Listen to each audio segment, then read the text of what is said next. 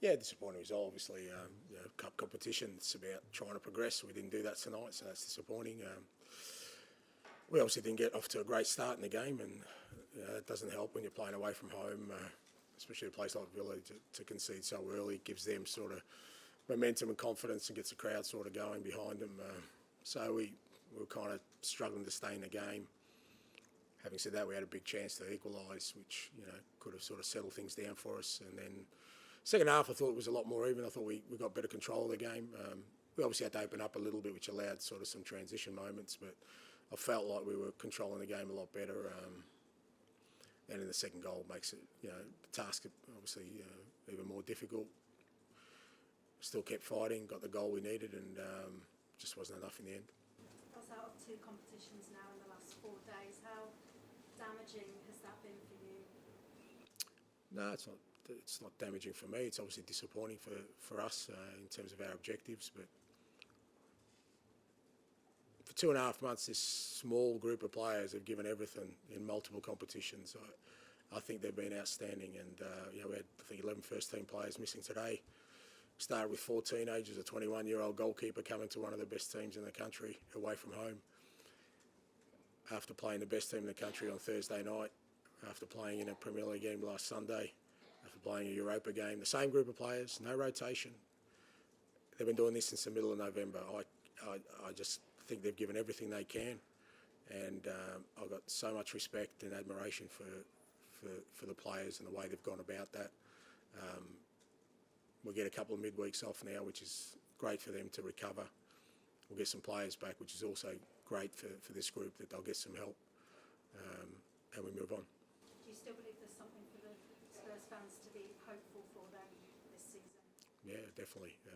We're still we're in a great position in Europe, and we get an opportunity to obviously improve our league form when we get some players back over the next couple of weeks. So yeah, plenty to be to look forward to. Does it feel, Ange, like there is a kind of reset point coming with the 2 midweeks and the players coming back? And I guess how frustrating is it that these 2 knockout games have come just before that?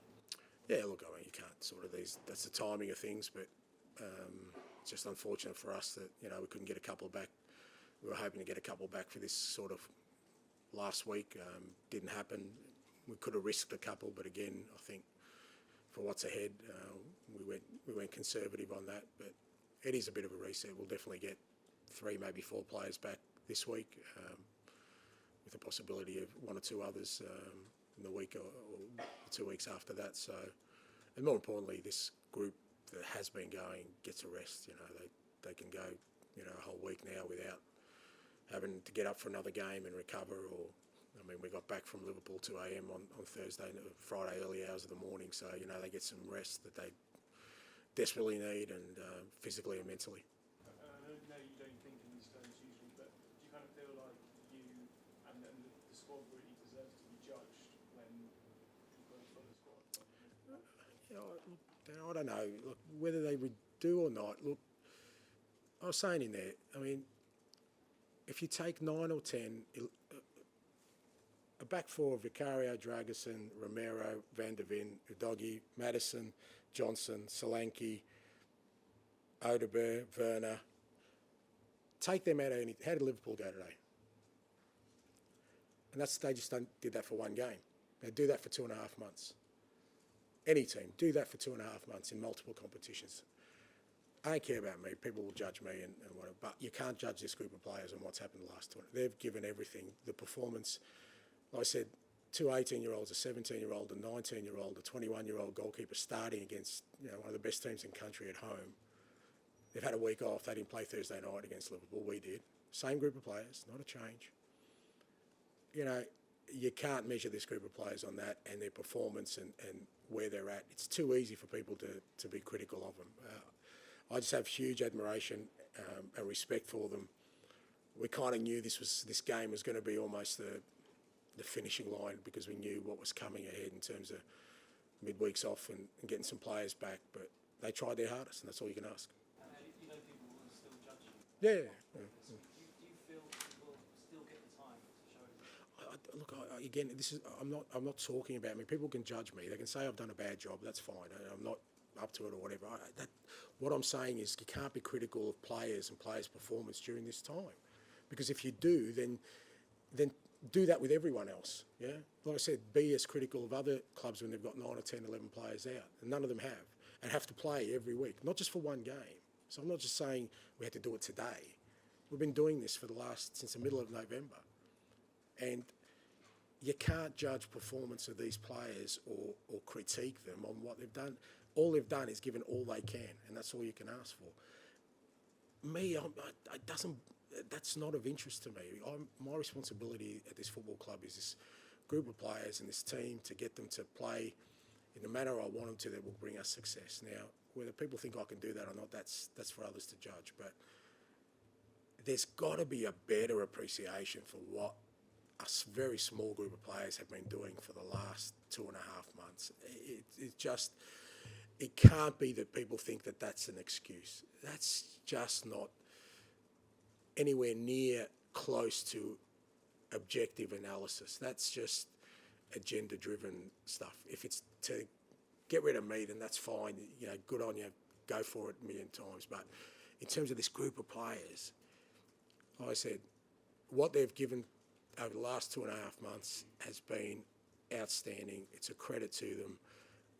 I can't speak highly enough of them. What are you going to do with your sort of time off? Because you've got a rare bit of time off. What are you going to do, and what are the players going to do, and what do you want the team to look like after this sort of period? Well, what am I going to do? I'm just going to keep working like I have. But, you know, the ones who obviously, you know, got to give them some time off. We've got the early part of the week, we'll give them some time off. The boys who are coming back, you know, we get an opportunity to give them a whole week of training, which is great. So, you know, come Tuesday, like I said, we should have 3 or 4 who've been missing. We give them a full week of training instead of just 1 or 2 sessions and throwing them in. And again, by the time we get to the back end of the week, we'll have something resembling a squad of players to prepare for a big game, and that sort of folds into the following week, because again we've got 7 days, or, you know, no midweek game to prepare for the next game, and so that gives us a real good opportunity to get some work into the guys who've obviously been out for quite a while, give some rest to the guys who've been going at it, and so by the time sort of, you know, we get back to being in Europe and midweek games, we'll be in a much better shape. Angie, with the injuries, is it not worry for you this week that the team doesn't seem like a kind of cluster team? The way the team's playing. Look, I don't know how else to explain it, right? So I really don't know how else to explain it other than if you can't see that this team is just trying its hardest to play under the most extreme 2.5 months of asking 18-year-olds and 17-year-olds and senior players with no rest to play Thursday, Sunday, Thursday, Sunday, Thursday, Sunday, Thursday, Sunday. I'll keep going for 2.5 months.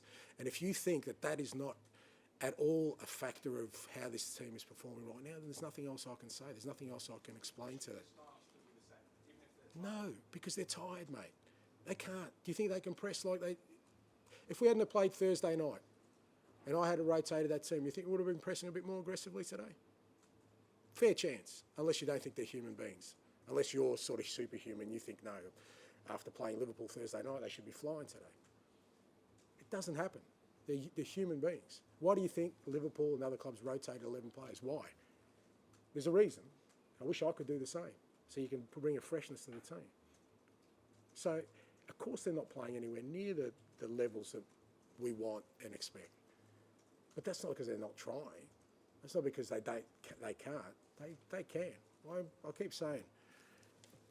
I think this group of players, once we get the rest of the group in, will be an outstanding team. I've got no doubt about that. Whether other people say that or not is of no interest to me. But if you want to measure anything on what they're doing at the moment, other than the fact that the extreme situation they're dealing with, then I think your analysis is skewed. It's not objective. That's my opinion.